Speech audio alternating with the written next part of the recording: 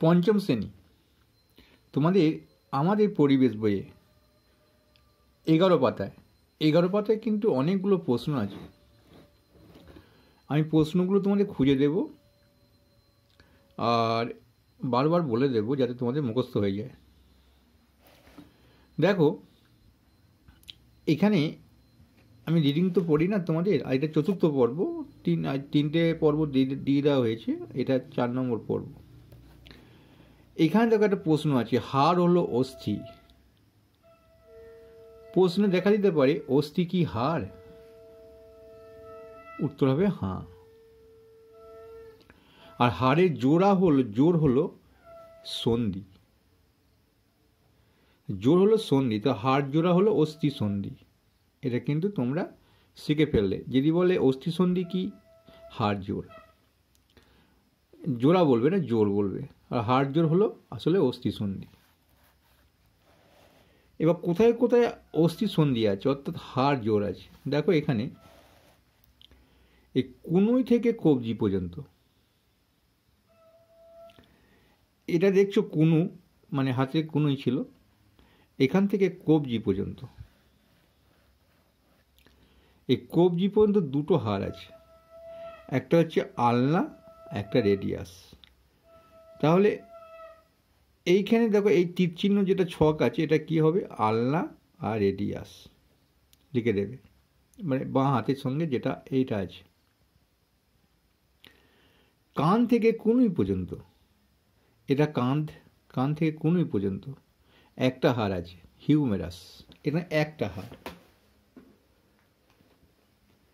মেরুদণ্ড, এই যে দেখছো এটা মেরুদণ্ড, তাহলে এইখানটা লিখে দেবে হিউমেরাস, আর এটা গোটাটা কিন্তু মেরুদণ্ড, তাহলে এইটা লিখে দেবে মেরুদণ্ড। একে বলা হয় ভার্টিব্রা বা কশেরুকা। কোমর থেকে হাঁটু পর্যন্ত, এই কোমর থেকে হাঁটু পর্যন্ত একটা হাড় আছে, এটাকে বলা হয় ফিমার। তাহলে এই জায়গাটা লিখে দেবে, এই জায়গাটা লিখে দেবে ফিমার। আর হাঁটুর নিচে থেকে গোড়ালি পর্যন্ত এটা এখানে দেখো দুটো হাড় আছে, টিবিয়া আর ফিবুলা, একটা টিবিয়া একটা ফিবুলা। অর্থাৎ আমাদের হাড়গুলোর নাম জানা হয়ে গেল। হাতে দেখলাম আলনা রেডিয়াস, আর হাঁটু থেকে গোড়ালি পর্যন্ত দেখলাম টিবিয়া ফিবুলা। এখন আমাদের এখানে একটা প্রশ্ন আছে, লিগামেন্ট কি? বলছে তাহলে দড়ির মতো একরকম জিনিস যেটা অস্থির সন্ধিতে থাকে, এই জায়গাগুলোতে থাকে, ভাঁজ হয় যখন ওটা ঠিক হয়ে যায় আবার সোজা হয়। এইভাবে লিগামেন্ট হচ্ছে দড়ির মতো একটা জিনিস, যেটা লিগামেন্ট বলি। এতে অস্থিসন্ধির মাঝখানে থাকে একরকম হরহরের তরল থাকে। তাহলে অস্থিসন্ধির মাঝখানে অস্থিসন্ধি এগুলো বলা হয়, এটাকে অস্থিসন্ধি বলা হয়, এগুলোকে অস্থিসন্ধি বলা হয়, জোর হাড় জোর। তাহলে অস্থিসন্ধির মাঝখানে দড়ির মতো হরহরে তরল পদার্থ থাকে, তাকে বলা হয় লিগামেন্ট। এই লিগামেন্ট কি করলে ভালো থাকে? এই লিগামেন্ট এই জিমনাস্টিক করলে, মানে অস্থিসন্ধি খুব নমনীয় থাকে, অত অস্থিসন্ধি নমনীয় থাকে, এই লিগামেন্ট ভালো থাকে। আমরা হয়তো ব্যায়াম বা জিমনাস্টিক করব না, তাহলে কি করলে ভালো থাকবে না, কি খেলে ভালো থাকবে? ক্যালসিয়াম খেলে ভালো থাকবে। ক্যালসিয়ামগুলো কি কি? কিছু কিছু ক্যালসিয়াম থাকে মধুতে থাকে, ডিমে থাকে, আরও অনেকে কিছু থাকে।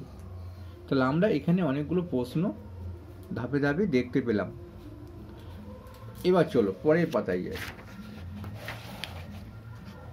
আমি একটা কথা বলে নিই, যদি তোমরা কেউ প্রশ্নগুলো লিখিত আকারে পেতে চাও তাহলে আমি ডেসক্রিপশনে লিঙ্ক দিয়ে দিচ্ছি, ওখানে ওয়েবসাইটে সমস্ত প্রশ্ন লিখিত আকারে সমস্ত বিষয়ে পেয়ে যাবে, বা ক্রমে সার্চ করলেও পঞ্চম শ্রেণী আমাদের পরিবেশ সার্চ করলেও পেয়ে যাবে।